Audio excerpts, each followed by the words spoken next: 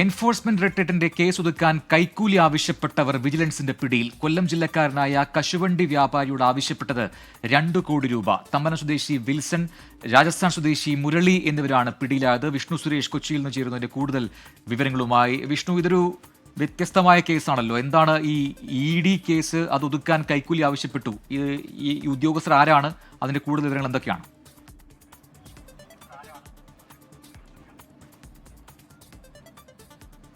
പ്രജിൻ, ഒരു കശുവണ്ടി വ്യവസായിക്ക് EDയുമായി ബന്ധപ്പെട്ട് ഒരു കേസ് നിലനിന്നിരുന്നു. കോവിഡ് കാലത്താണ് ആ കേസ് ഉണ്ടായത്. അത്തരം ഒരു കാര്യങ്ങൾ, സാമ്പത്തിക ഇടപാടുമായി ബന്ധപ്പെട്ടാണ് കേസ് എടുത്തത്.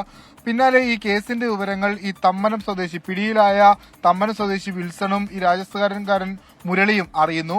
അങ്ങനെയാണ് ഈ കശുവണ്ടി വ്യവസായിയെ ഇവർ സമീപിക്കുന്നത്. ED കേസ് ഒഴിവാക്കി തരാമെന്ന് പറഞ്ഞ് 2 കോടി രൂപ ഞങ്ങൾക്ക് നൽകണം എന്നുള്ളതാണ് അവർ ആവശ്യപ്പെട്ടത്. അഡ്വാൻസ് ആയി 50,000 രൂപ ആദ്യം ആവശ്യപ്പെട്ടു, പിന്നീട് 2 ലക്ഷം രൂപ ആവശ്യപ്പെട്ടു. കഴിഞ്ഞ ദിവസം ഇതൊരു ട്രാപ്പാണെന്ന് ഈ വ്യവസായിക്ക് മനസ്സിലായതോടെയാണ് വിജിലൻസിന് വിവരം അറിയിച്ചത്. തുടർന്നാണ് ഈ 2 ലക്ഷം രൂപ ഇവർ ആവശ്യപ്പെട്ട പ്രകാരം നൽകാമെന്ന് സമ്മതിച്ചത്. അങ്ങനെ ആ വിവരം വിജിലൻസിനെ അറിയിച്ചിരുന്നു. ഇന്നലെ പനമ്പള്ളി നഗറിൽ വെച്ച് ഈ 2 ലക്ഷം രൂപ ട്രാപ്പ് എമൗണ്ട് കൈമാറാൻ എത്തുന്ന ഘട്ടത്തിലാണ് ഈ തമ്മനം സ്വദേശിയായ വിൽസനെയും അതോടൊപ്പം രാജസ്ഥാൻകാരൻ മുരളിയെയും വിജിലൻസ് പിടികൂടിയത്. കൊച്ചി വിജിലൻസ് ആണ് പിടികൂടിയത്. അതായത് ഇതൊരു വലിയ ശൃംഖലയാണ് നമ്മൾ ഈ ഘട്ടത്തിൽ മനസ്സിലാക്കുന്നുണ്ട്.